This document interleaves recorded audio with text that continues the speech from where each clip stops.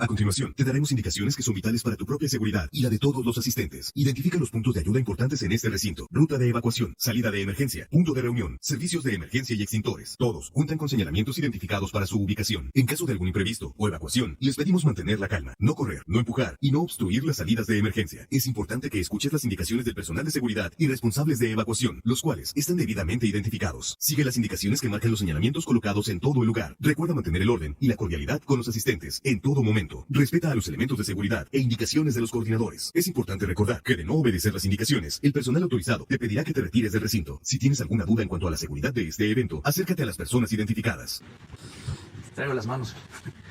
Es que en los corredores hay más frío, en el patio se siente más frío. Bueno, vamos a informar el día de hoy, como todos los martes, sobre la situación de la salud y desde luego sobre la pandemia y en especial sobre el plan de vacunación. De modo que nos va a informar el doctor Hugo López-Gatell sobre cómo va la atención a la pandemia, cómo se llevó a cabo la vacunación el día de ayer, que se inició el plan de vacunación, cómo vamos a continuar vacunando sin detenernos, porque ya tenemos garantizadas vacunas y posteriormente, Marcelo Ebrard, precisamente para hablar del abasto de las vacunas, va a intervenir y luego el general Crescencio Sandoval González nos va a informar de toda la operación logística de transporte, de distribución por el país de las vacunas, ¿no? Entonces, comenzamos con Hugo, por favor. Con gusto, presidente. Muy buenos días. Muchas gracias, secretarios. Muy buenos días. Muy buenos días tengan todas y todos ustedes. Vamos a ver brevemente el informe técnico. Son 3 láminas con la situación de la curva epidémica, de casos estimados, de defunciones y también de hospitalización. Y enseguida vemos qué pasó con la vacunación ayer. Un día de gran trabajo y varios logros. La siguiente, por favor. Aquí es de manera panorámica la tercera semana consecutiva que vemos un descenso en la curva epidémica, descenso en la cantidad de casos estimados. Es decir, hay cada vez menos casos en una semana dada. En este momento vivimos la semana número 7 y la comparación que se hace aquí es de la semana 4 a la semana 5.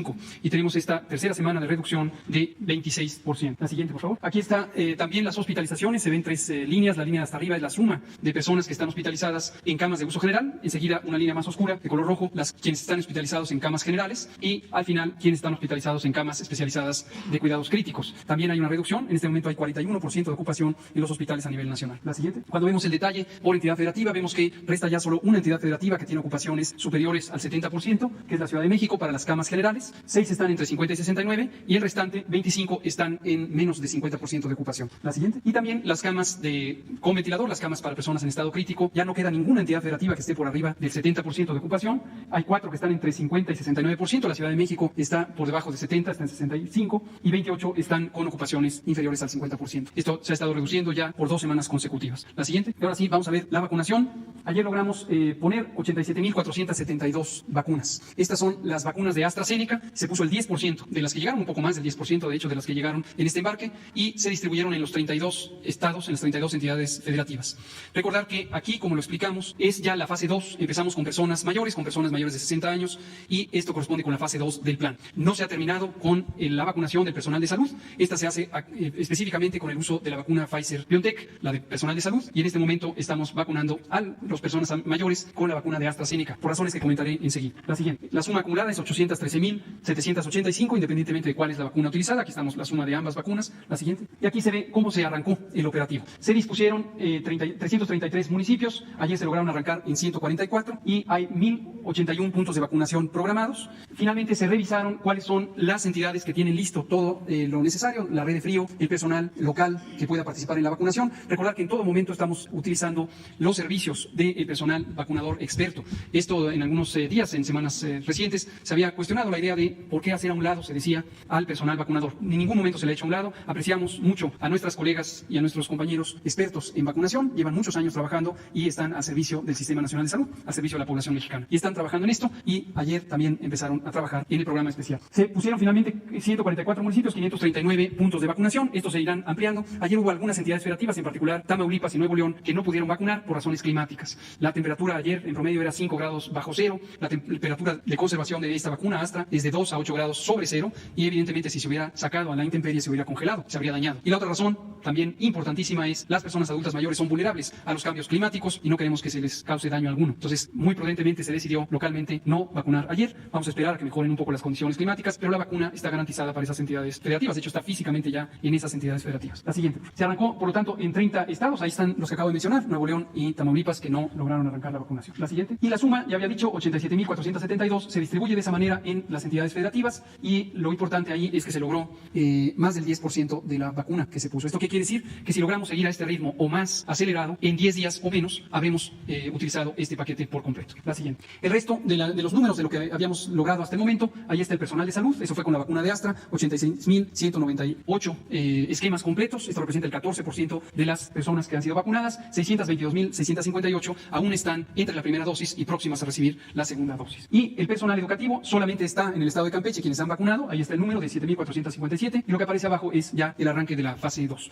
Para el personal de salud, insisto, seguiremos utilizando los distintos embarques de la vacuna de Pfizer-BioNTech. Hoy llegarán al país 491.400 dosis. Están ya en camino, ya nos confirmaron la llegada a las 9:05 del vuelo que llega a Monterrey. El otro está por anunciarse su salida. Se retrasó por razones climáticas. El punto de escala es en Cincinnati, Ohio, en Estados Unidos, y la tormenta invernal también ahí es intensa. Entonces se retrasaron el vuelo de Nuevo León, y el otro aún está por definirse su salida. Podría haber un retraso si es que las condiciones climáticas no son favorables, pero obviamente en cuanto se logre vendrán, y está preparado todo el operativo para recibirlas. La siguiente. Finalmente, los eventos asociados a vacunación e inmunización, 6.691. Recordar que estos son en su gran mayoría, más del 99%, son eventos no graves, son eventos, reacciones esperables por el organismo cuando se le expone a vacunación. Duele en el sitio de inyección, mínimamente, pero se reporta también esto. En algunas personas se ha presentado fiebre. Esto no quiere decir enfermedad, quiere decir la respuesta inmune que están presentando precisamente ante la vacuna. Tampoco debe interpretarse que quien no tenga fiebre no está reaccionando correctamente a la vacuna. Es variable entre los organismos humanos. Hay quien desarrolla fiebre, hay quien no la tiene. Y solamente hemos tenido 33 eventos de consideración. Todos han estado en algún momento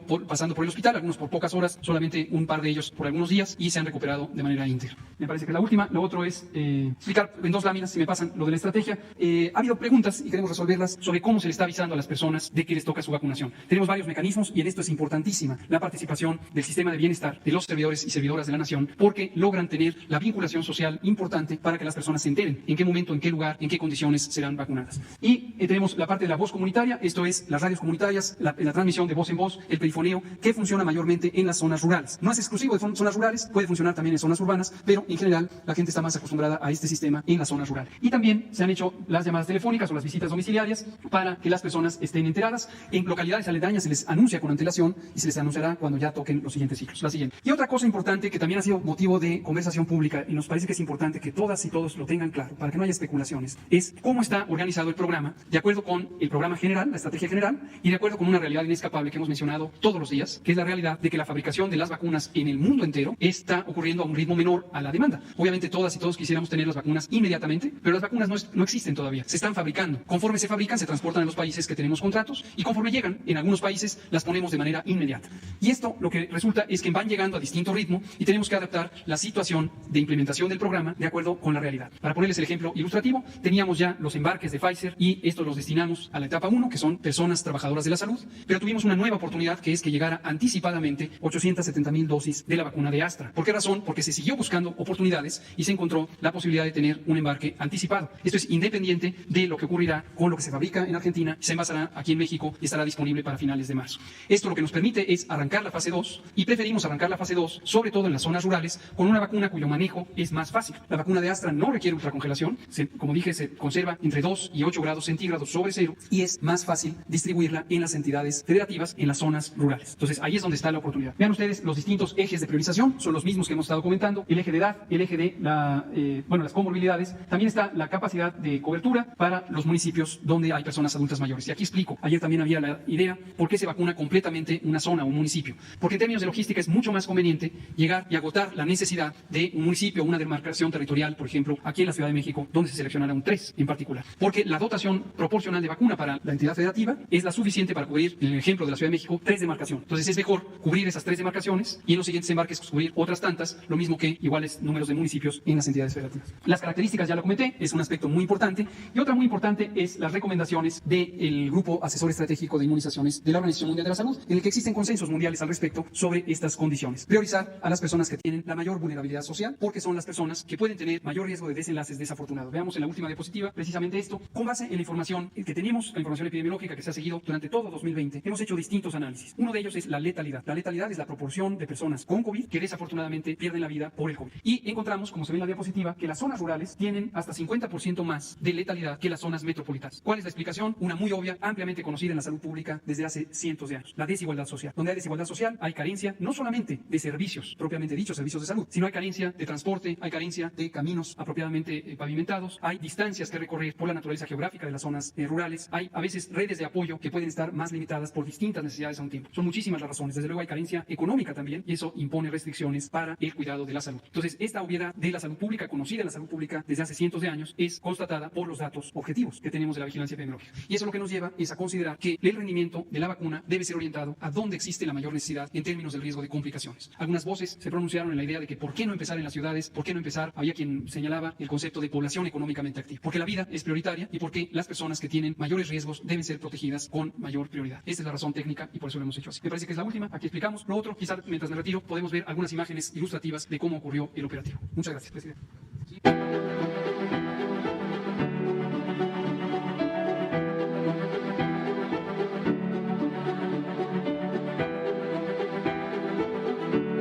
La esperanza para ganarle la batalla al virus SARS-CoV-2 ha comenzado.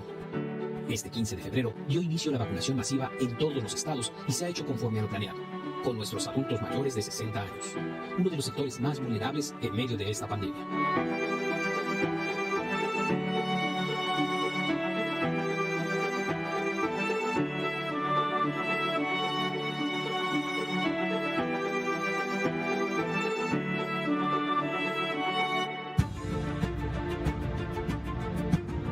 Hoy inició la aplicación de 870,000 dosis y sin duda alguna la gente empezó a respirar eso que llaman alegría y a ver con otra mirada los días, los años por venir.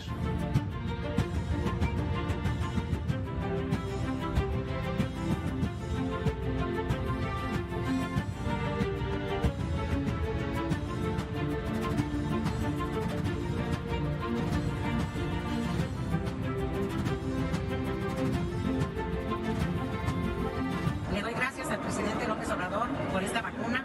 Le doy gracias a todos los que la están aplicando para vivir. A todos los que están trabajando en ella. Que Dios los bendiga.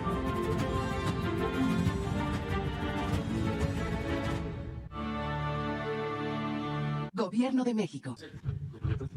Señor presidente, breve en qué nos encontramos en cuanto a las vacunas. Primero, tener claro este cuadro que me parece muy importante, que es, bueno, ¿cuántas vacunas ha contratado y o prepagado México? ¿En dónde estamos al día de hoy? Como ustedes recordarán, esto se inició en octubre. Tuvimos un evento aquí y se firmó Pfizer, CanSino y hasta ahí empezó México sus adquisiciones y antes había entrado México ya en el COVAX. Bueno, por eso pongo primero el COVAX, que es un instrumento de carácter multilateral, participan muchos países, en buena medida vinculado a una resolución que presentó el presidente López Obrador en el G20, hace ya casi un año en marzo, para garantizar el acceso universal a las vacunas. Se convirtió después en una resolución en la ONU, se aprobó por la 179 países y este instrumento participan a estas fechas ya más de los países que votaron. México compró 51.5 millones de dosis para 25.75 millones de personas, porque son dosis dobles. AstraZeneca, ya dije aquí, se firmó en octubre. Esta se va a envasar en México, es un acuerdo con Argentina. Ahora que tengamos la visita del presidente de Argentina, vamos a detallar por indicaciones también del presidente López Obrador. 77.4 millones de dosis adquirieron, número de personas, porque también son de dos dosis. Pfizer, 34.4 millones. CanSino, 35 millones. La rusa Sputnik, 22 millones. AstraZeneca de la India, que es una adquisición reciente, la que estamos ahora aplicando en México, 2 millones. Sinovac de China, recién hecho este contrato de 10 millones. En total son 232.33 millones de dosis a esta fecha contratados, prepagados y comprometidos. La siguiente, por favor. Bueno, las vacunas de Pfizer son las primeras que recibimos en México a partir del día 23 de diciembre. Al día de hoy, con los dos vuelos que vienen en camino, uno que ya mencionó el doctor López-Gatell, que va a llegar a las 9, un poquito después de las 9 de la mañana a Monterrey, y el que va a llegar a la Ciudad de México en horario que todavía no les puedo dar porque está el vuelo esperando que le den salida en el aeropuerto de Cincinnati, está nevando, pero esperamos que sea en el transcurso de las próximas horas. Bueno, al día de hoy se habrán recibido 1.257.750 dosis de Pfizer, que como ustedes saben son dos dosis las que necesitamos. Pfizer hubo una interrupción del suministro de casi un mes entre enero y febrero, porque cerraron su planta en Europa, eso no estaba previsto. Y nos afectó a nosotros, pero también a otros países. Pero ahora se reanuda con el envío del día de hoy y los envíos semanales. ¿Cuál es el compromiso que tenemos? Bueno, ya les decía yo que la Unión Europea ha dado las autorizaciones para el próximo lote de vacunas, próxima semana, y para marzo tienen el compromiso de haber entregado a México o entregar 5.181.150 dosis. Es lo que está escrito y ratificado por ellos. La siguiente, por favor. CanSino se autorizó el 10 de febrero por parte de las autoridades sanitarias. El siguiente día llegaron 2 millones de dosis a granel, quiere decir que se van a envasar en México. Y la planta en Querétaro de los laboratorios Drugmix, que es lo que CanSino escogió esa planta y se autorizó ya por la autoridad también sanitaria regulatoria, va a envasar y etiquetar las dosis ahí, pues a partir de ya esta semana. La que sigue, por favor. Vacunas AstraZeneca de India. Como ustedes saben, la India es hoy por hoy el principal productor del mundo, o uno de los principales productores del mundo de vacunas. Entonces, ahí se hizo un contrato de 2 millones con ayuda de AstraZeneca para garantizar que en lo que hacen el envasado en México tuviésemos dosis para seguir nuestro programa de vacunación. Entonces, de esas ya se recibieron, aquí están 870,000 que anunció el señor presidente el día domingo, y estaremos recibiendo el restante para llegar a 2 millones en los próximos días. Ya les daremos a conocer el día exacto. Mientras tanto, AstraZeneca, con la combinación de laboratorios de México y Argentina, sigue adelante en el envasado porque ya hay compromisos con México de 77.4 millones y con el resto de América Latina 250 millones de dosis. La siguiente, por favor. COVAX es un mecanismo que ya expliqué, multilateral. Ya nos comunicaron que vamos a recibir entre 1.6 y 2.2 millones de dosis en febrero y marzo, lo que queda en febrero y el mes de marzo. Y para el lunes 22 o a partir del lunes 22 quedaron de informarnos la fecha de arribo de estas vacunas. México en total tiene un contrato por 51.5 millones de dosis con este mecanismo. La siguiente, les informo de la fase 3 en curso. Está Novavax, vacuna de origen norteamericano. A esta fecha se han randomizado 1.600 personas, voluntarios de un total estimado de 2.000. Van al 80% de su fase 3. CureVac de Alemania está en curso. Su objetivo son 8.000 dosis para el ensayo clínico. Sede en México, Guadalajara, Querétaro y Monterrey. Y en la semana van a dar a conocer el número total de voluntarios registrados ya a esta fecha en México. La siguiente, por favor. Ya concluidas, fases 3 concluidas. CanSino, que ya recibió autorización. Y Janssen, que mencionó hace poco el doctor Hugo López-Gatell, porque el sector salud tiene mucho interés en que esa vacuna también esté presente en el cuadro que México tiene. Es de una sola aplicación, igual que CanSino. La siguiente, por favor. Informarles que la vacunación en los Estados Unidos sigue adelante. Además de que ha habido apertura del gobierno que encabeza el presidente Biden para asegurar la vacunación de todos. Tenemos instalados centros de vacunación en Chicago, Douglas, Houston, Indianapolis, Kansas City, Las Vegas, Milwaukee, Orlando, San Diego, entre otros los principales. Y estamos trabajando centros fuera de los consulados en Atlanta, Boise, Dallas, Phoenix, St. Paul, Tucson y otros. Al personal consular también ya lo estamos vacunando en Omaha, Dallas, El Paso, Houston, Kansas City, Las Vegas, St. Paul. Y hay declaración de personal consular como personal esencial en Dallas, en Laredo y Los Ángeles. Entonces vamos bien y agradecemos el apoyo que hemos recibido de las autoridades norteamericanas. Finalmente, recordar de las gestiones que ha venido haciendo el presidente López Obrador con Estados Unidos, con Rusia, con China, con Argentina, con la Unión Europea, y mañana vamos a presentar en el Consejo de Seguridad la posición de México y América Latina, Consejo de Seguridad de la ONU, respecto a lo que está ocurriendo en el mundo, la desigualdad, la inequidad que hay en el acceso a las vacunas. Como los países que lo producen tienen tasas de vacunación muy altas y América Latina y Caribe mucho menores. Mañana lo vamos a plantear en el Consejo de Seguridad porque no es justo. Es lo que me ha instruido el señor presidente. Muchas gracias. Con su permiso, señor presidente. Vamos a informar sobre la distribución de las vacunas, el plan que se realizó o se aplicó para distribuir las 870,000 que fueron recibidas el día domingo. Este es un resumen de la ejecución del plan. Se realizaron 8 rutas principales aéreas, 9 locales. Se inició la distribución a las 10:21 del día 14 y concluyó a las 01:40 del día 15. Esto fue porque en los estados de Chihuahua, Durango, Coahuila y Nuevo León las condiciones meteorológicas no permitieron que pudiéramos terminar. Ahorita todavía nos queda pendiente 8 municipios de Nuevo León, que el día de hoy se hará esta distribución. Se realizaron 38 operaciones aéreas con aeronaves de la Fuerza Aérea y de la Armada. En total fueron más de 39 horas de vuelo con las 17 aeronaves empleadas. Se realizaron 171 rutas terrestres con su seguridad. De las 179 programadas, como mencioné, nos faltan la de los 8 municipios. Las dosis fueron 800, la que sigue, por favor, 870,000 dosis. Trasladamos o transportamos vía terrestre 293,020 y por vía aérea 576,980. Se distribuyeron en las 32 entidades, en los municipios 325, faltando 8, 921 puntos de vacunación. El efectivo que se empleó, el personal que se empleó para realizar esta operación el día domingo, fueron 4,846 hombres y 483 vehículos, en todo lo que corresponde a la seguridad. Es decir, participó Ejército, Armada y Guardia Nacional en esta parte. La que sigue, por favor. Estos son los municipios que nos faltan en Nuevo León por hacer las entregas. Este efecto de la novena tormenta invernal, pues fue lo que limitó mucho el movimiento. Para no poner en riesgo tanto las vacunas como al personal que iba dando seguridad, pues se determinó que hoy, en el transcurso del día, se haga la distribución a esos 8 municipios. A continuación, informaré la parte del plan de distribución de las vacunas Pfizer que arriban el día de hoy a la Ciudad de México y a Monterrey, Nuevo León.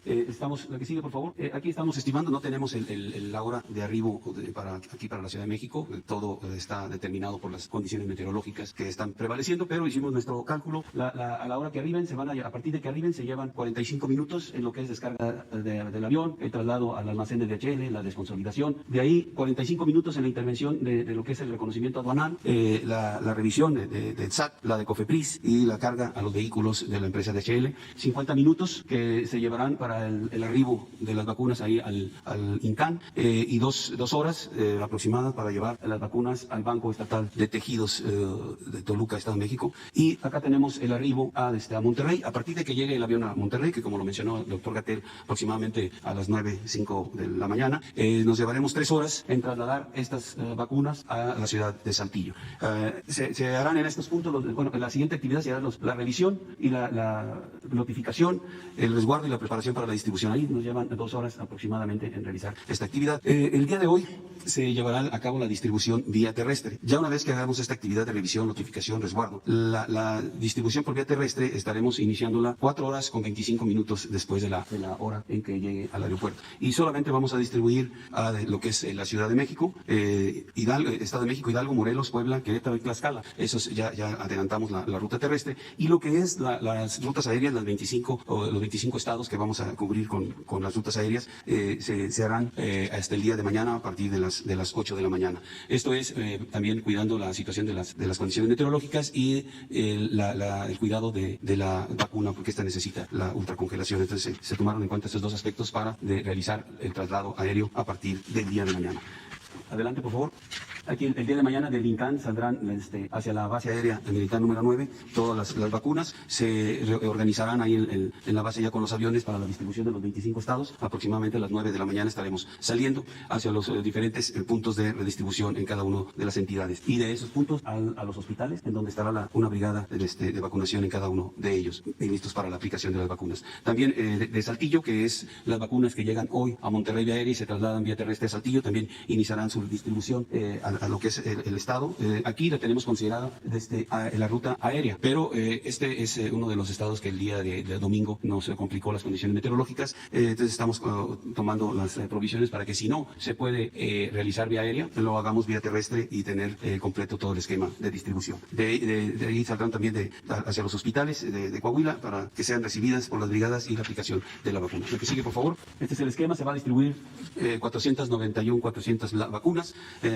Se llevarán a los 32 centros de redistribución que corresponden a las entidades federativas, a 832 hospitales, en donde estarán 832 brigadas de vacunación. Se emplearán 9 rutas aéreas, 46 aeronaves, 182 escoltas de seguridad en las 182 rutas terrestres. En la parte terrestre estaremos entregando el día 16 a la Ciudad de México, aproximadamente 4 horas con 42 minutos después de que arribe las vacunas, y la última que se entregará por vía terrestre será aproximadamente 13 horas con 25 minutos después de que llegue el avión aquí a la Ciudad de México. Y por vía aérea, el día 17 estaremos entregando a las 10:22 en Tepic, la primera, y cerraremos a las 8:25 de la noche en Putla, Villa de Guerrero, Oaxaca. Adelante. Estas son las rutas principales que han sido las mismas que hemos empleado dentro del plan desde la primera ocasión que lo ejecutamos. Aquí son las 9 rutas, 9 aeronaves para cubrir las 25 entidades federativas. La ruta número 1 la iniciamos por Culiacán, vamos a La Paz y después a Tijuana. La ruta número 2 la iniciamos en Tepic, de ahí a Durango, luego Chihuahua y terminamos en Hermosillo. La ruta número 3 llegamos a Mérida, a Cancún, Chetumal y termina en Campeche. La ruta número 4 estará materializada en León. Después pasamos a San Luis Potosí y terminamos en Zacatecas, la ruta 4. La ruta número 5 la iniciaremos en Morelia, iniciamos aquí en Morelia, nos vamos a Colima, después vamos a Zapopan, Jalisco y terminamos en Aguascalientes. Es el último punto de esta ruta. La número 6 la estaremos cubriendo en Veracruz. Aquí está la número 6, estaremos en Veracruz, nos vamos a Oaxaca, a Tuxtla y terminamos en Villahermosa. La ruta número 7 la estaremos materializando con Chilpancingo. Después nos vamos a Acapulco y terminamos en Zihuatanejo. Y la ruta número 8 la empezamos en Tampico, Ciudad Victoria. De ahí nos vamos hacia desde Apodaca, después a Reynosa y terminamos en Nuevo Laredo. Estas son las 8 rutas principales y tenemos rutas locales. Estas rutas locales se planearon para poder cubrir con rapidez las entidades en las áreas más alejadas o más complicadas en cuanto al terreno que representa o que se tiene presente en la entidad. En la ruta número 1, adelante por favor. En la ruta número 1 hacemos 2 rutas locales, una cubriendo La Paz, Loreto y Guerrero Negro y otra cubriendo de Tijuana hacia San Quintín. En la ruta número 2 de Hermosillo salimos hacia Cananea y cubrimos hacia Moctezuma. En la ruta número 3 de Cancún, donde se reciben, hacia Cozumel. En la ruta número 5 de Morelia se va hacia Patzingán y hacia Lázaro Cárdenas. Y en la ruta número 6, en 3 de sus puntos que toca, 3 de los 4, se van a hacer rutas aéreas locales. Las que llegan a Veracruz, de ahí se trasladan hacia Minatitlán y posteriormente hacia Poza Rica. Las que llegan a Oaxaca, de aquí de Oaxaca salen nos iremos cubriendo lo que es Puerto Escondido, Guajuapan y Loma Bonita. Son los 3 los puntos puntos que va a estar cubriendo.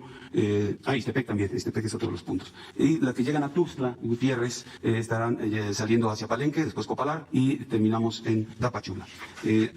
Con eso se buscará la rapidez en la entrega de las vacunas. Aquí tenemos unos ejemplos de la distribución. En el Estado de México, 54 hospitales, son 46.800 dosis en 48 charolas, las 54 brigadas que se van a estar organizando, que están organizadas. El punto de redistribución es el ultracongelador que está ubicado en el Banco Estatal de Tejidos en Toluca, Estado de México. Se van a emplear 7 rutas terrestres para su distribución. La que sigue, en Hidalgo, 34 hospitales, 11.700 dosis, las 34 brigadas, y el punto de redistribución será el 97 Batallón de Infantería en Ventapireta, Hidalgo, y aplicando 5 rutas terrestres para su distribución. En Puebla, 36 hospitales, 17.550 dosis en las 36 brigadas, y el punto de redistribución es el 6º Regimiento Blindado de Reconocimiento en Puebla, con 11 rutas terrestres.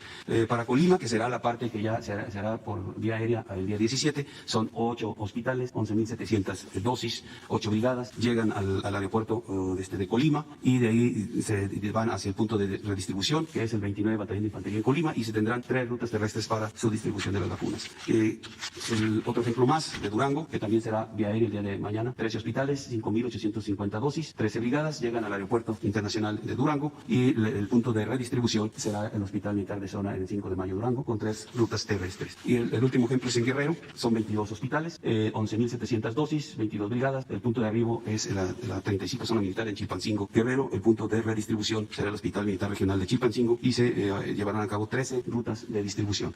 Es todo.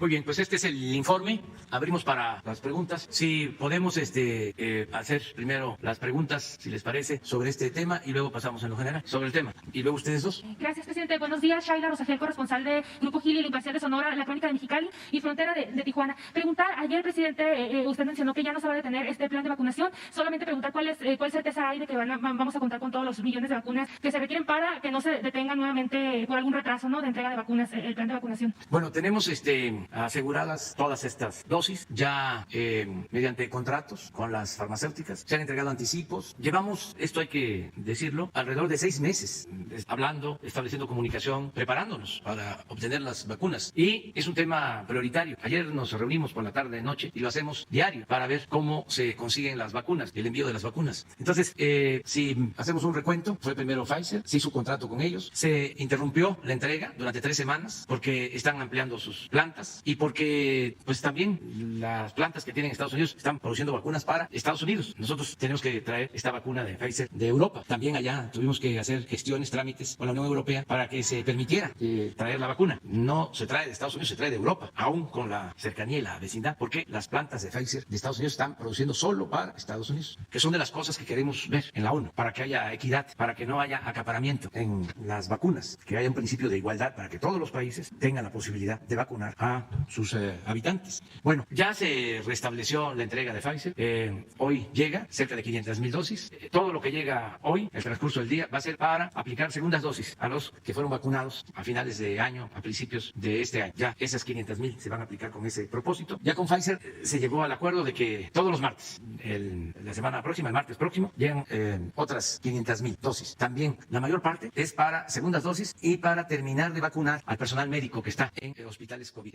Sería la aplicación de la primera dosis para 200,000, vamos a decir, nuevos trabajadores de la salud que no han sido vacunados. La tercera semana, que viene siendo final, principios de marzo, ya vienen de Pfizer más de 800,000. Ya esas completas son para el programa de adultos mayores, lo que iniciamos ayer. Ya Pfizer para adultos mayores, solo procurando que sean, en este caso, adultos mayores de ciudad, de centros urbanos, por las características de mantenimiento de esta vacuna, que tiene que tener una relación especial. Entonces sí tiene que aplicarse en la ciudad, a diferencia de la de AstraZeneca que se está aplicando ahora, que sí puede resistir altas temperaturas. Entonces ya se tiene con Pfizer todo ese plan hacia adelante. Todos los martes que aquí mencionó Marcelo, hasta finales de octubre, 5 millones de dosis. Eso ya está. Está el compromiso de que van a cumplir. Sí, pensaban a cumplir porque hubo esta interrupción, pero vamos a decir fue una cosa especial, ampliar y nos pidieron eso, y además porque pidieron un mecanismo de la ONU de entregar vacunas también para otros países. Nosotros estuvimos de acuerdo. AstraZeneca va a seguir llegando, y en este caso, como también lo mencionó Marcelo, ya vamos a empezar a envasar aquí. Ya hay materia prima y hay una planta de envasar esa vacuna. Entonces sí tenemos garantía de que se va a dar esa. Luego, en el caso de CanSino también también ya está aprobada, ya tiene aquí la materia prima, también aquí se va a envasar. Y Sinovac va a cerrarse el acuerdo el lunes próximo para 1 millón de vacunas. De esas vacunas, vamos a hacer primero 200,000 que nos piden usar estas 200,000 y 800,000 tienen que asentarse en su proceso en la elaboración, tienen que conservar durante 15 días para poder utilizar, pero ya esto en nuestro país. Entonces vamos a continuar con la vacunación de adultos mayores. Esta Sinovac, que es de una farmacéutica china, queremos aplicarla también a maestros para el regreso a clase. Estamos también preparando eso en estados con semáforo verde, por ejemplo Chiapas, que ya está de nuevo semáforo verde, y estados que vayan bajando en intensidad en cuanto a la pandemia y estén en amarillo, que también se va a ir vacunando a maestros. Es todo un plan nacional para ir avanzando y ya no nos vamos a detener, que se les pregunta constantemente, van a estar llegando. Y como aquí se ha dicho, ya tienen contrato y vamos a seguir garantizando que haya. Presidente, tengo otras 2 preguntas, no tienen que ver con vacunación, las puedo hacer una vez. A ver. Gracias, presidente. Mire, la primera pregunta es sobre el plan que ordenó usted en diciembre, implementar 15 municipios que son pues los más afectados por la violencia, por los homicidios. ¿Cómo va este plan que se anunció en diciembre? Por ejemplo, en Tijuana, que forma parte de esos municipios, ha ido a la alza los homicidios, y Cajeme, que también forma parte de los 15 municipios, en enero registró su histórico con más homicidios. Entonces, preguntarle cómo va este plan, si nos pudiera comentar un poco. Bueno, a reserva de que se informa los días 20, ya vamos a informar pues en esta semana, ¿no? Al final, el viernes, sobre la situación de seguridad, y vamos a informar sobre estos municipios. Yo también voy el fin de semana a Sonora, voy a Baja California Sur y a voy a estar en Hermosillo, y ahí vamos a supervisar precisamente la construcción que se está haciendo de manera conjunta de un hospital para que se termine más pronto posible, termine en mayo, junio, voy a eso. Y vamos también a inaugurar en Hermosillo una zona, un cuartel, una instalación de la Guardia Nacional. Vamos a Hermosillo, día 19 de ejército. Vamos a estar en la mañana, en la 37 zona mitad, en la mañana, y volamos a Hermosillo para tener estas visitas de inspección, tanto del cuartel de la Guardia como de la supervisión del hospital. Y al día siguiente vamos a estar en Tijuana, el sábado. ¿Va a pernoctar en Hermosillo y va a volar? Sí, vamos a quedar a dormir en Hermosillo y volamos al día siguiente a Tijuana. Estamos en Tijuana, vamos también a inaugurar Tijuana, un cuartel de la Guardia, o sea, se está reforzando todo lo que tiene que, y ese mismo día volamos a La Paz y vamos a dormir en La Paz, y el domingo vamos a inaugurar una carretera que se construyó cerca de La Paz, y vamos a supervisar una planta de generación de energía eléctrica que nos comprometimos a realizar en La Paz, una termoeléctrica que está realizada para no falta energía eléctrica en La Paz. Entonces ese es el programa. Gracias, presidente. Ya por último, la semana pasada se reunió usted con la gobernadora Claudia Pavlovich como presidenta de la CONAGO, preguntarle a qué acuerdos llegaron, qué temas prioritarios revisaron, qué fue lo que hablaron. Pues hablamos de las vacunas. Ella está encargada de representar a gobernadores, y es una preocupación de todos los gobernadores, de gobernadora, de jefa de gobierno, el que se consigan las vacunas, se participe en la jornada de vacunación, y estamos trabajando de manera coordinada. Ese es su punto principal, la agenda. Y otros temas llevamos con la gobernadora Claudia Pavlovich de Sonora, muy buena acción, y ahora ella es la presidenta de la CONAGO, o sea, representa a todo, desde luego los que pertenecen a estos, pero sí mantuvimos esta encuesta muy buenos temas. Sí, temas de seguridad, todo tiene que ver con Sonora, progreso Sonora, y repito, tenemos muy buen, estamos trabajando. Presidente, buenos días. Mi nombre es Diego Elías Cedillo, de Tabasco Hoy, Quintana Roo, Campeche Hoy, Diario Vasco en la Ciudad de México, del Grupo Cantón. Buenos días a todos y a todos. Señor presidente, antes que nada, la dirección editorial del Grupo Cantón le desea, o más bien dicho, se congratula de su recuperación por COVID-19. Ahora, señor presidente, con base en el tema de la conferencia de hoy, que es el pulso de la salud, hay un punto que usted ha tocado en reiteradas ocasiones, que es que México tenga un sistema de salud. Y con base en lo anterior y en este orden de ideas, usted ha planteado que hay un déficit de médicos en todo el país. Referente a esto, usted, por acuerdo presidencial, designó ampliar a los médicos residentes en todas las instancias de salud. En consecuencia, lástimamente no está el maestro Robledo para poder abordar ese tema. Sin embargo, estoy seguro que el doctor Alcocer, en su defecto el doctor Hugo López-Gatell, podrían ahondarnos en eso. El cuestionamiento aquí, señor presidente, sería que con base en esta ampliación de médicos residentes para mejorar el tema de salud y en todo caso para la aplicación de vacunas de COVID-19, ¿cuál sería el plan que tiene el gobierno federal para las residencias médicas? Tomando en cuenta que donde antes entraban 3,000, hoy entrarían 8,400, no sé, por decir un número. ¿Tendría ya el gobierno federal alguna estrategia para toda la infraestructura que completa esta ampliación de médicos residentes? Muchas gracias. Pues es muy buena tu pregunta, que tiene que ver con la política de salud. Desde antes de la pandemia, cuando no esperaba esta terrible situación, iniciamos un recorrido por el país, visitando hospitales, haciendo un diagnóstico que encontramos, pues, un tiradero de obras inconclusas, centros de salud, hospital, no tenía mucho. Y desde luego falta de médicos, de especialistas, falta de infraestructura, obras inconclusas, falta de médicos listas. Todavía tengo en la memoria que visitamos 3 hospitales de el IMSS Bienestar, hospitales de 40, 50 acá, y los 3 sin médicos pediatras, y así, faltando personal médico. También 80,000 trabajadores de la salud contratados por honorarios eventuales, algunos con antigüedades hasta de 20, 30 años. Entonces, bueno, el desabasto de medicamentos, la gran corrupción en la compra de medicamentos, una cosa vergonzosa, más que eso, injusta en extremo, porque robarse el dinero de las medicinas ya es el colmo. Bueno, por eso se decidió, a ver, vamos a levantar todo el tiradero, vamos a rehabilitar los hospitales. En eso estábamos definido nuestro plan, se creó el INSABI, se decidió aumentar el presupuesto en 40,000 millones de pesos para que no faltaran los medicamentos, se decidió comprar los medicamentos en el extranjero para romper con el monopolio y las mafias que se dedicaban a la venta de los medicamentos al gobierno, traficantes de influencia, asociados con políticos, bueno, y decidimos echar a andar, ¿no?, todo el plan nuevo. También la gratuidad, decidimos que no se iba a cobrar los medicamentos y que también la atención médica iba a ser gratuita. Se estableció en una reforma constitucional el principio del derecho del pueblo a la salud. Eso estábamos ya trabajando para mejorar el sistema cuando viene la pandemia. Nos llega la pandemia. Esto nos hace apresurarnos en todo ese plan. ¿Qué significó? Pues rehabilitar y terminar hospitales. Ya vamos a informar bien. Nos ayudó mucho la Secretaría de la Defensa. Deben de estar ahora administrando como 32 hospitales que terminaron, estaban inconclusos, los equiparon. Nada más en el caso de la Defensa. Marina hizo lo propio, el ISSSTE, el Seguro, INSABI, más para ponerles un ejemplo. Vamos a Hermosillo a supervisar lo de este hospital que estaba en proceso, pero estamos también por visitar Querétaro, es un hospital estatal, también terminado, con participación de la Federación y del Gobierno del Estado de Querétaro, un hospital que se está concluyendo igual. Y ya está terminado prácticamente, además que estaba siendo utilizado para atender a enfermos de COVID, un hospital que llevaba mucho tiempo abandonado en Gómez Palacio, Durango. Todavía me queda pendiente, no lo voy a olvidar, un hospital que dejaron tirado en Juárez, que hasta lo inauguraron, pero era nada más la pura fachada. Y ahí ese hospital lo tenemos todavía pendiente, y otros, porque no hemos podido, pero se han terminado más de 50 hospitales. Se contrató a personal, pues también más de 50,000 trabajadores por la pandemia. Se compraron equipos médicos y se tomó la decisión de apresurar el mecanismo para que se garantizara que en México haya los médicos suficientes. Fue como un crimen. Dicen que en política a veces los errores son como crímenes. El haber dejado abandonada la salud, el haber impedido que se formaran médicos. Es realmente lamentable que no tengamos los médicos que necesitamos, que no tengamos los especialistas que necesitamos. Entonces, por eso se adelantó todo el programa. Hablamos, por ejemplo, de los medicamentos de los niños con cáncer. Estamos ya abasteciendo, que no falten los medicamentos. Pero hay solo 25 pediatras, cirujanos, especialistas en atender cáncer de niños en el país. 25. Bueno, en el caso de los medicamentos nos ha costado muchísimo porque son mafias que existían. Entonces, estamos comprando los medicamentos afuera y están queriendo meterse, ¿sí?, para seguir ellos acaparando las compras, aún con la participación de la ONU. Y miren, ya llevamos más de 2 años. Todavía era yo presidente electo cuando me di cuenta de que tenían el control estas empresas de todo lo relacionado con la venta de los medicamentos. No se podían importar medicamentos. Todo se tenía que comprar aquí para darle preferencia a estos monopolios.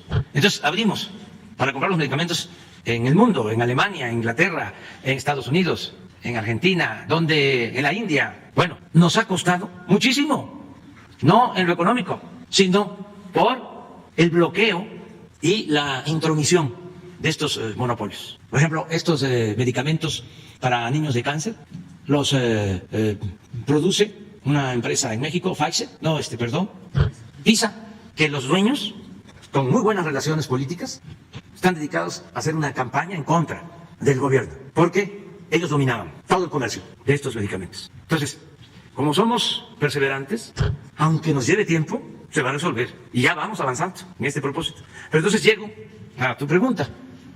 Por eso dije que era muy importante, porque me permitía decir cosas que tenía ganas de informarle a los ciudadanos de todo lo que se está haciendo. Entonces, ya se amplió el número de becas para especialistas y está abierto el programa para que los que quieran especializarse en el extranjero lo puedan hacer. Van a tener becas y vamos a procurar que aumente el número de especialistas. En el tiempo que estemos en el gobierno, vamos a aumentar el número de especialistas con más oportunidades para los médicos que quieren estudiar, que quieren seguir adelante con una especialidad. Y sí me gustaría que el doctor Jorge Alcocer les explicara cómo empezamos y cómo vamos a ir hacia adelante en esto de la especialización de los médicos. Sí, muchas gracias, señor presidente. Buenos días. Sí, el tema que ha cubierto, realmente lo digo pocas veces, señalo la palabra excelencia. El señor presidente lo conoce, le llega al corazón y desde luego siempre ha estado todos los días atendiendo esta importante contribución para el ser humano, mantener su salud. Y la epidemia, sin entrar más en detalles, la pandemia ha enseñado, ha ayudado a valorar la salud. La salud hoy es diferente y en consecuencia a los médicos, al sector salud, y hablo del sector salud, que es una de las principales acciones tomadas desde el primer día de este gobierno, es ya integral. No hablamos del IMSS, del ISSSTE, de lo que sucede en Pemex, lo que sucede en los estados, sino a nivel integral, y ese es un avance que también fue ayudado por las necesidades de la pandemia. Y tan solo quisiera yo 2 puntos, uno que me pide el señor presidente, y efectivamente en ese recorrido que tuvimos en los primeros meses de la gestión por los hospitales o los regionales del IMSS y Bienestar, veníamos platicando de ese punto. ¿Cuántos? La pregunta fue rápida, clara, como las hace el señor presidente, de cuántos médicos tiene México, con cuántos se cuenta y cuántos necesita. Esto desde luego abrió de inmediato, no voy a ser muy detallista, a contestar esa pregunta numérica, pero también hay que ver en otros aspectos su distribución y la disponibilidad de esos médicos fuera de las ciudades. 200,000 profesionales de la salud, en términos generales, se requerían después de un abandono en la formación por diferentes razones económicas, políticas y desde luego de no poner atención a este ámbito profesional, si bien estaba encauzado en la medicina curativa la mayor parte de los profesionistas de salud. Incluyo esto a los especialistas y a los médicos generales. 200,000 como número de déficit de partida, de los cuales 123,000 se requerían médicos generales que estuvieran trabajando y estuvieran comprometidos en la labor importantísima de un buen médico general. Y 76,000, estos números fueron acotados por varias consultas en varios momentos y comparadas con los a nivel de otros países que tienen desde luego un camino adelante en cumplir con su derecho a la salud. Estos especialistas tienen una necesidad de seguir atendiendo a los problemas que se tienen en México con una reorientación. Segundo punto, la reorientación a la prevención, no a la medicina curativa. Esta medicina, hasta en estos 36 años progresivos de abandono en la política de la formación de profesionistas, pues era, repito, curativa y además derivada por considerar o aplicarla a una medicina privada. Esto afortunadamente se ha logrado reorientar y hoy la atención primaria a la salud, como fue anunciado unos cuantos meses después del inicio del 2019, es lo que debe y está rigiendo las necesidades de nuestro país, que coinciden en tener, como muchos de los países que lo han logrado con esta reorientación, esta necesidad de atender donde en las comunidades, en las familias, donde se genera y se deben resolver, prevenir más del 80% de las enfermedades. Y no esperar a una acción mucho más cara, pero ligada a subsanar algo que se descuidó. Esto, desde luego, nos llevó en la segunda orientación o señalamiento que quiero dejar claro, nos llevó a romper la barrera infranqueable de los últimos años de la formación de especialistas porque no había presupuesto o porque no se tenía el interés en dar este camino. Entonces, en este año ya, ustedes lo vieron, el examen nacional de residencias, que fue puntualmente transparente y desde luego con la calidad que se requiere para atender a la formación de especialistas, se duplicó 20,000 de ellos comparado con 9-10,000 máximo que se estaban teniendo en los últimos años. De seguir con ese camino, hubiéramos tardado 10-15 años en hacer lo que ya estamos haciendo en este primer año de formación nueva de especialistas. Ahí todavía hay piezas importantes y por eso tenemos ahora en próximos días el acercamiento dentro de la integración de un profesionistas que trabajan todavía en el Instituto Mexicano del Seguro Social, porque es la única institución donde se forman médicos familiares. Y la pieza que en otros países les llaman diferente de médico familiar es el que tiene más esa dinámica de inicio en la casa y no solo en el centro de salud, no solo en el hospital. Estos médicos familiares, tan estaba cambiada la mentalidad del médico, el médico joven que quiere hacer una especialidad, que sobraron plazas de esta oferta de medicina familiar y se tuvo que, a los que no tuvieron la posibilidad de entrar en otras de las más llamativas especialidades, hablar con ellos, convencerlos que la medicina familiar puede ser y debe ser la base para otra subespecialidad. Este es un ejemplo de lo que estamos cambiando y junto con ello, el último es la formación de médicos generales. No debe ser como se estaba dando, debe estar ubicada en la familia, en la comunidad y desde luego a nivel de las primeras instancias, centros de salud, casas de salud, y con ello colaboran directamente las universidades Benito Juárez, que están en todo el país con ciertos matices de formación y son carreras de medicina de primera calidad y que desde luego tienen estos elementos. Junto con ello, en la Ciudad de México, ustedes saben, hay una Universidad de la Salud que está también recientemente, el año pasado se inició, y que es otro de los ejemplos que también en los estados está cundiendo con nuevas escuelas de medicina, donde la calidad del médico general va a sustentar lo que también integralmente hace el especialista, un nuevo especialista que considero que está volviendo a aparecer en nuestro país en estos días. Esto es el término general de lo que estamos haciendo en una plataforma interinstitucional, porque está la SEP, está desde luego lo que ya señalé, los estados, y la necesidad de conducir esto con gran parte de los planes de gobierno y los programas prioritarios de atención y desde luego de la cobertura del bienestar, que son parte de la misma necesidad ante el ser humano que enferma o que no debe enfermar. Muchas gracias. Bueno, en esencia, de 8 o 10 mil residentes ya pasó a 20,000.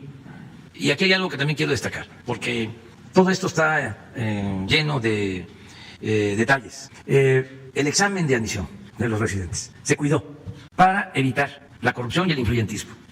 Y lo otro que es complementario es que ya se tienen acuerdos con varios países para que vayan a estudiar especialidades médicos mexicanos. De modo que vamos a ampliar este proceso de formación. Sí, así tenemos contemplado el sexenio. A ver, nada más aquí. ¿Cuántos neumólogos teníamos antes de la pandemia? ¿O cuántos tenemos? ¿Cuántos infectólogos? A ver, para que entendamos cómo estábamos.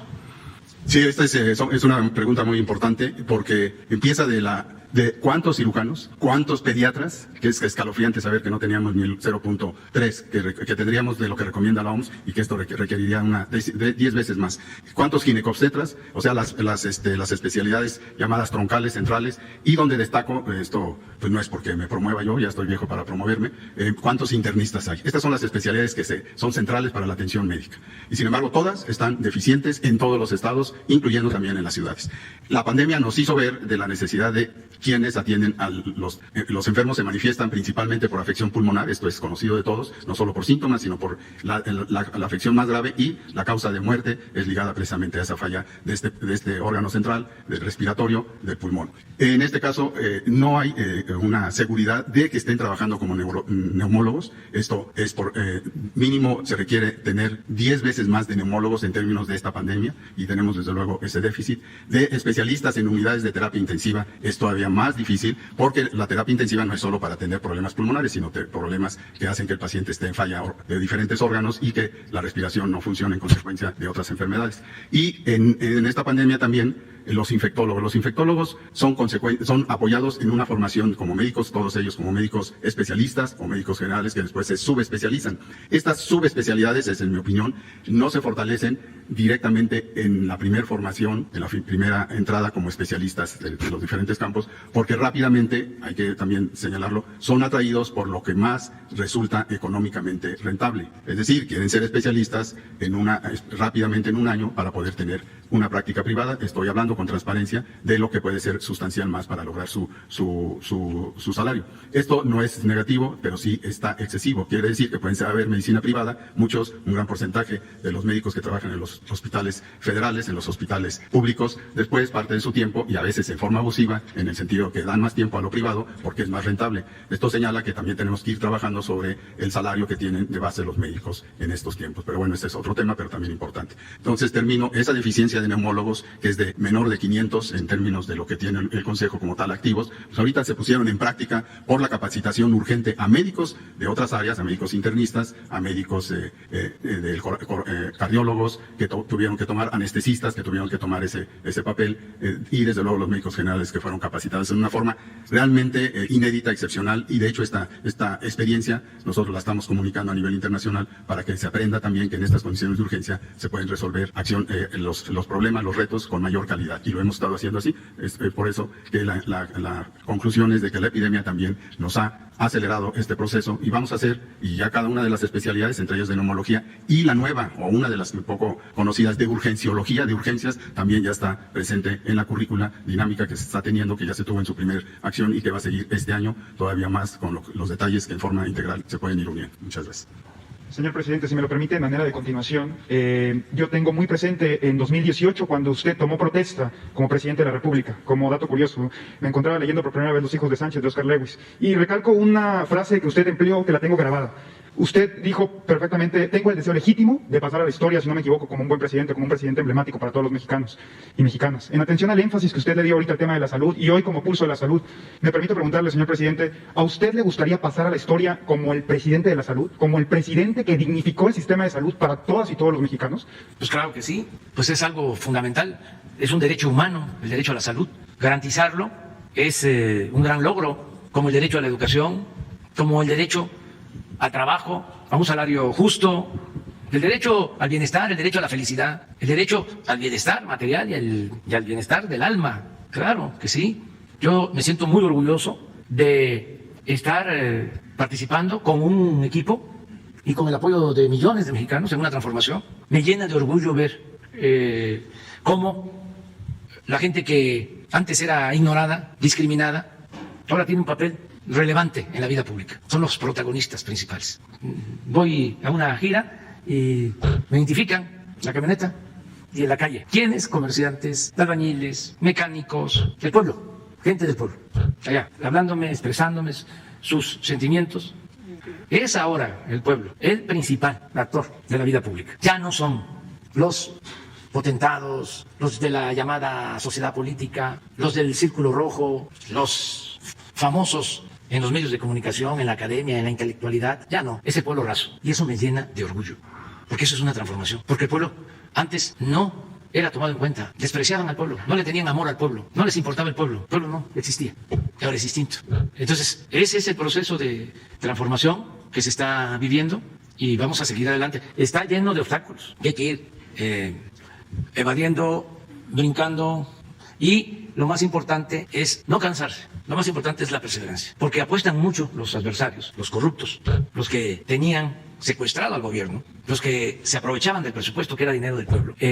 Como estrategia, el que nos desmoralicemos, el que aceptemos de que no se puede, o que hay que negociar, hay que transar. No, nada, seguir adelante, transformando y a ver quién se cansa primero. Y esto es lo que nos va a sacar. Y vamos saliendo, y yo estoy optimista. Y no es poca cosa lo que ha sucedido. Los daños de la pandemia, terribles daños, que nos han afectado a todos. Pero vamos a salir, vamos a ir hacia adelante. Y también en lo económico. Y México tiene larga vida y muchas posibilidades de crecer, de avanzar, siempre y cuando no se permita la corrupción. Esa es la clave. Vuelvo a repetir lo que decía yo cuando andábamos en campaña. Si me preguntan cuál es su plan, dígalo pronto, rápido. Usted que ni siquiera habla de corrido. A ver, ¿cuál es su plan? Dígalo en el tiempo que tarda parado en un solo pie. Acabar con la corrupción. Ese es el plan. Eso es todo. Y fíjense que me paro en un solo pie, a pesar de que estoy en el post-COVID. Presidente, Arturo Pavón, corresponsal de Chapucero con Nacho Rodríguez. Pues vaya, en este marco que usted nos está planteando de ser incansables ante la lucha por terminar con aquellos rezagos en los que nos dejaron los neoliberales, pues debo hacer notar, ahorita que lo estoy meditando, yo nunca lo he visto a usted bostezar, por lo menos aquí en las mañaneras, y eso es un ejemplo, yo creo que para todos, para que estemos siempre abusados en todo lo que tenemos que hacer por nuestro país. Presidente, nada más quería preguntarle si se puede precisar, es un orgullo que se envasen aquí las vacunas, pero también podríamos empezar a pensar en una vacuna mexicana para no depender del extranjero, como sucedió con Pfizer, que tuvo que suspender los envíos, o como sucedió ayer con la energía eléctrica que se le compró a Estados Unidos. ¿Es posible ya estar trabajando sobre una vacuna nacional? Sí, hay que buscar siempre la autosuficiencia, producir en México lo que consumimos, los alimentos, los energéticos. En efecto, lo de ayer, lo del apagón, ¿por qué se produce? Porque estamos produciendo energía eléctrica con gas, que se compra en Texas. Y con el mal tiempo, con las nevadas, se afectaron los gasoductos y además aumentó el precio del gas como nunca, como no se veía antes, de $3 por unidad a $200, 5,000% el incremento en el gas. Aquí vendría también la pregunta, bueno, ¿y qué? ¿Nosotros no tenemos gas en México? Se apostó a comprar el gas, hasta se dejaba que se quemara el gas en Campeche. El negocio era comprar el gas, porque ahí estaba el moche, ahí estaba la corrupción, los sobornos con las empresas extranjeras. Me acuerdo que en un gobierno le compraron gas a Repsol de España. España no tiene gas, nada más que esta empresa hizo un acuerdo con el gobierno de Perú para comprar el gas de Perú y traerlo a México. Desde luego no licitaron, todavía no llegaban a acuerdos con el gobierno de Perú y ya les estaban notificando que tenían el acuerdo con México para comprar el gas. Se compró ese gas, se tuvo que suspender el contrato porque baja el precio del gas en Estados Unidos y ya no le convenía a la empresa traer el gas del Perú a Manzanillo. Y se arreglan. Todo esto afectando el interés nacional, la hacienda pública, porque baja el precio del gas en Estados Unidos. Entonces, se pensaba, por eso fue el plan de los gasoductos, de que era mejor traer el gas de Estados Unidos por los buenos precios. Y pues nos preguntábamos, ¿se va a mantener así? Y la respuesta era sí, por el fracking, porque prácticamente no cuesta sacar el gas. Y se va a mantener así también porque va a ser mucho más la producción que la demanda. Bueno, en los últimos tiempos, en el periodo neoliberal, busquen ustedes a ver si encuentran un plan para extraer gas en México. No van a encontrar nada. No había una política para eso, porque se apostó a comprarlo. Ahora estamos sintiendo de que debemos de procurar ser autosuficientes. Es lo mismo con las gasolinas, con el diésel. No hay problema y además llevamos muy buena relación con el gobierno de Estados Unidos. Pero imagínense si cuando se combatió el huachicol, que se tuvieron que cerrar los ductos y se trajo gasolina de Estados Unidos, si no nos hubiesen vendido la gasolina, ¿cuánto tiempo duramos sin gasolina? ¿Cuánto tiempo dura el gobierno con un bloqueo de que no nos vendan gasolina? Pues 15 días, un mes. En ese entonces, en esa crisis, teníamos reservas de gasolina para una semana. Entonces tenían que estar entrando los barcos a Tuxpan, uno tras otro. Entonces, ¿cuál es la lección de todo esto? Vamos a producir. Por eso estamos haciendo la refinería, porque en la lógica tecnocrática y responsable, es decir, ¿para qué haces una refinería? ¿Para qué vas a producir la gasolina? Si la puedes comprar, tú dedícate a vender petróleo crudo, a este negocio, y no toman en cuenta otras consideraciones. Es lo mismo que hicieron cuando abrieron el mercado, cuando el libre comercio, que se crearon condiciones pues de desigualdad, porque hubo una apertura indiscriminada y sin límites para introducir alimentos y dejaron el abandono del campo mexicano. ¿Qué decían? En un mundo globalizado podemos comprar maíz, podemos comprar lo que se consume en el extranjero. Además, es más barato. Ese era el planteamiento. Pues no, tenemos que producir el maíz, tenemos que producir el frijol, tenemos que producir el arroz, tenemos que ser autosuficientes las gasolinas. Bueno, después de toda esta reflexión, sí, bueno, la conclusión es vamos a ser autosuficientes. El caso de la industria eléctrica, también aprovecho para informar sobre este apagón, es decir, que por los trabajadores, por los técnicos de la Comisión Federal de Electricidad, ya se está restableciendo el servicio. Ya se ha restablecido el servicio en el norte para que haya energía eléctrica en un 80%. Falta un 20%, pero yo estimo que para mañana, pasado mañana ya esté controlada la situación, porque se está actuando. Pero son lecciones, ¿no?, que debemos de tomar en cuenta. Y preguntaste en particular las vacunas, sobre si es posible sí, ya. Por lo mismo. Tenemos que tener nuestra vacuna. Esto lo está trabajando el CONACYT. Ya hay opciones, tanto de investigadores del CONACYT, que están trabajando, como empresas particulares del sector privado mexicano, que están también ya trabajando con este propósito.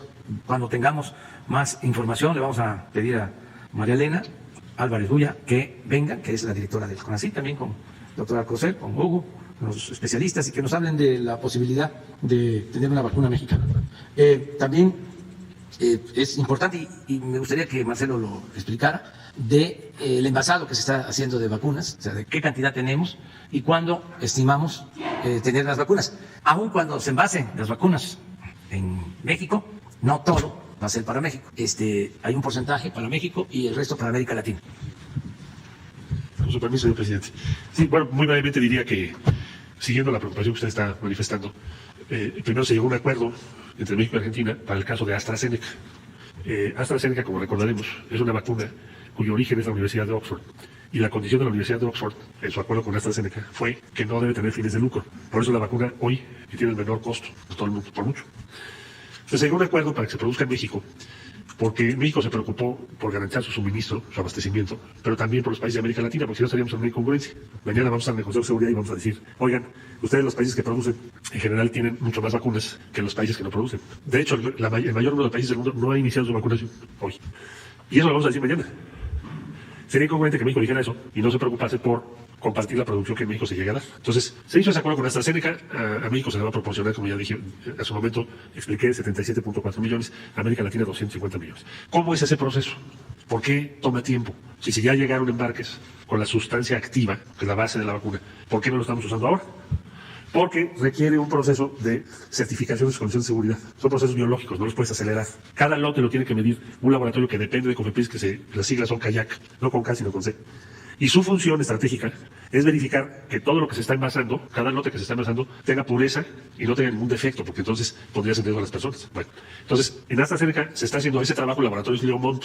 La primera inspección que le hizo COFEPRIS a Leomont hubo 185 observaciones. Tuvieron casi que hacer otra planta. Y hacen bien, porque tiene que ser perfecto el proceso, porque estás hablando de la salud, de la vida.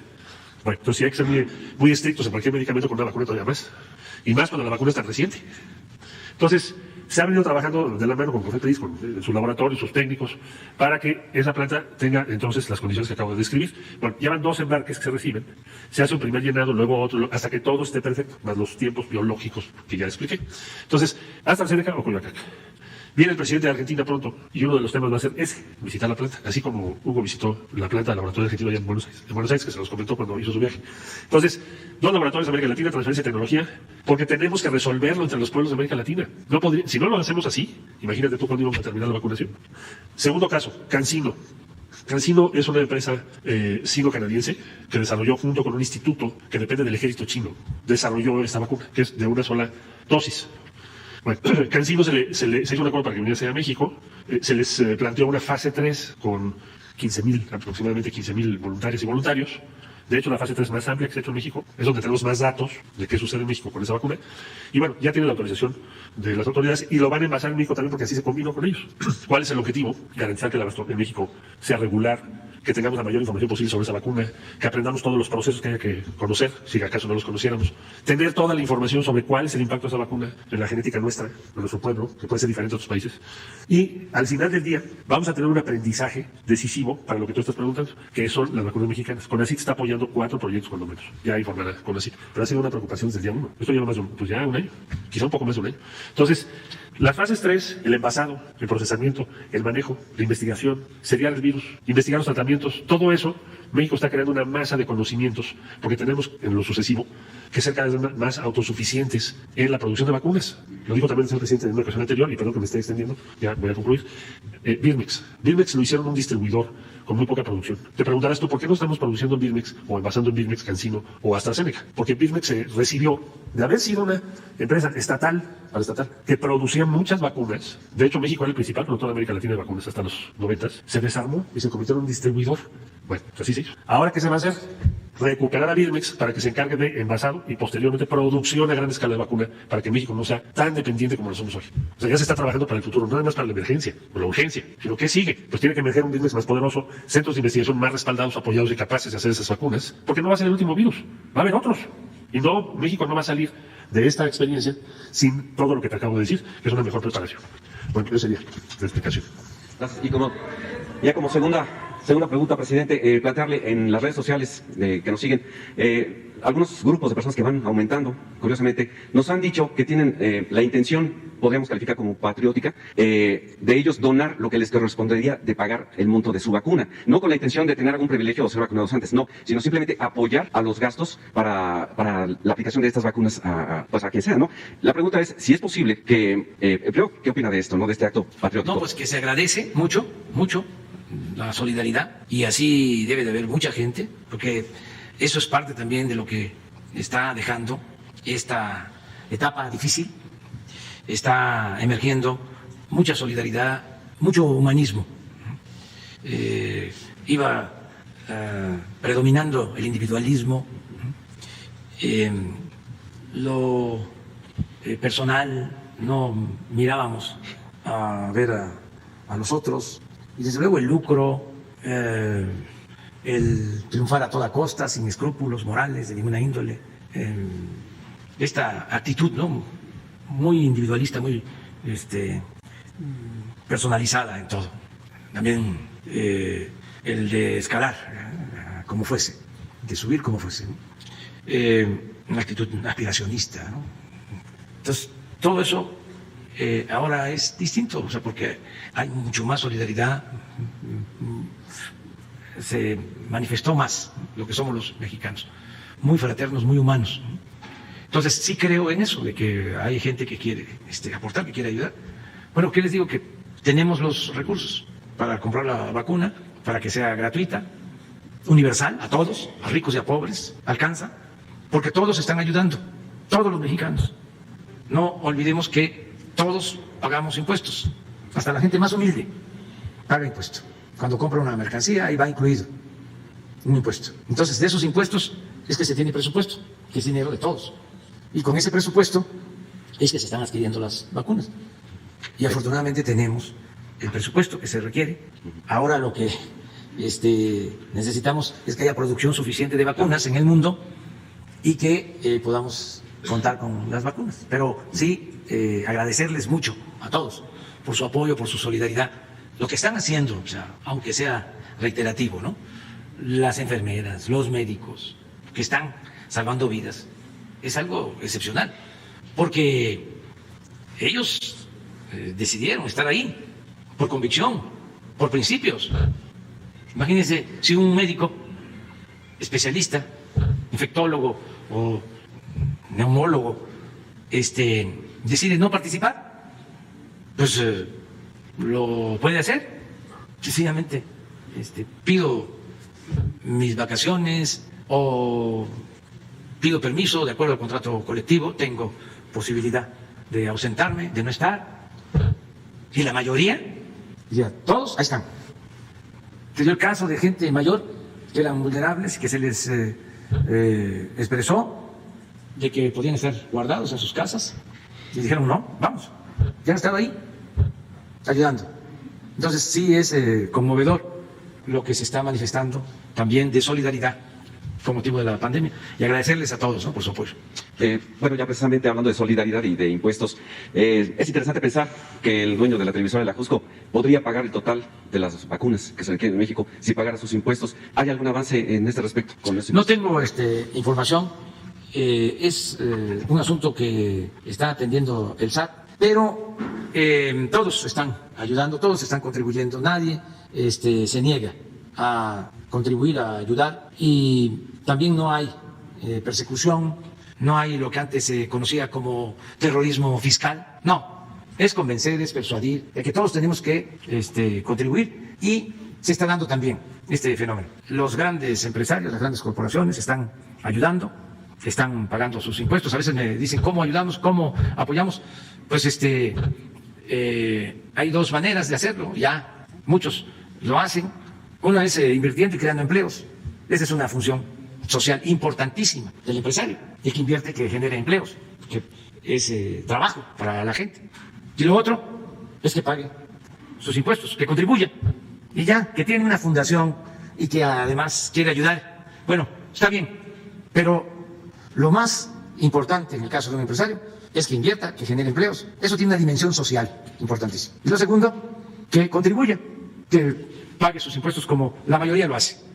La labor filantrópica ya es otra cosa, no está mal, pero toda esa labor corresponde al Estado. El Estado no puede incumplir su responsabilidad social. Si los ciudadanos y los empresarios pagan los impuestos, el Estado es el que tiene la obligación de garantizar el derecho a la educación, el derecho a la salud, el derecho a la felicidad del pueblo. Entonces, la mayoría de los empresarios de México, los integrantes de la iniciativa privada, están ayudando porque generan empleos, porque dan trabajo y porque están pagando los impuestos. Y además hay casos de empresarios, por ejemplo, el caso de Carlos Slim, ayuda con un hospital que se tiene en la Ciudad de México, el Centro Banamex.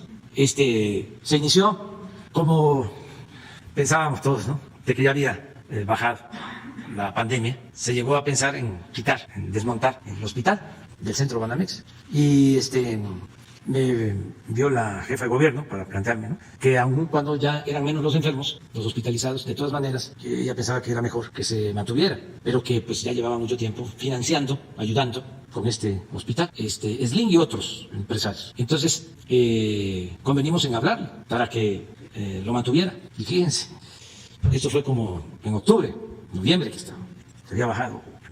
Y en diciembre se vuelve a llenar. Entonces, él le está ayudando, ¿no? Lo mismo en el caso de las vacunas de AstraZeneca, él contribuye, pero no quiero solo hablar de él, ¿no?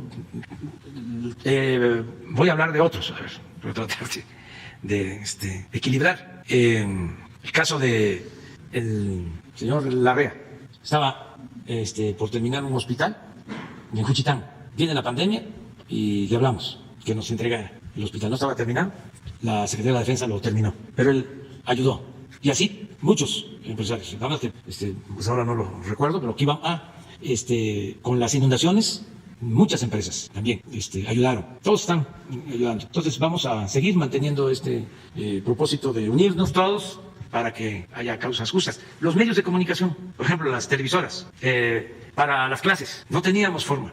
Lo mejor es la educación presencial, eso quienes tenemos hijos ya lo sabemos. Hijos que están en la primaria, en la secundaria, los papás ya sabemos que lo mejor es la educación presencial y benditas maestras y maestros, ¿no? Porque no es igual. Desde luego, es una opción, una alternativa ante un problema grave. Reunimos a Benjamín Salinas, de Azteca, a Bernardo Gómez, de Televisa, a Olegario, de Imagen. A ver si me falta alguno. De esos tres, ¿no? Básicamente. Y les pedimos, a ver, ayúdennos, porque necesitamos transmitir las clases por televisión. Y a otros más, ¿eh? Ah, claro, Francisco González, de Milenio. Y ayudaron. Los hospitales privados, lo mismo. Les hablamos, necesitamos las camas para atender a enfermos no COVID y poder disponer de espacios en hospitales para los enfermos COVID y lograr lo que se ha logrado entre toda esta situación trágica.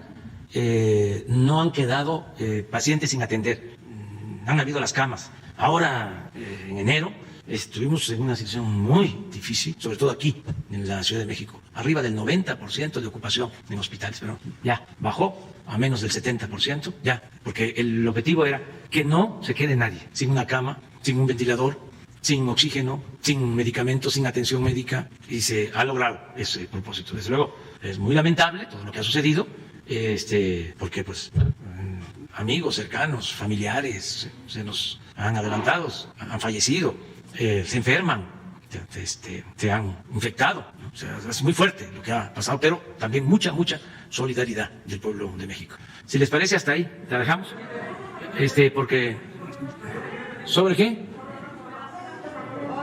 Bueno, mañana hablamos. Mañana no tenemos nada que, bueno, sí, siempre hay, pero no vamos a informar y van a hacer, vamos a contestar preguntas.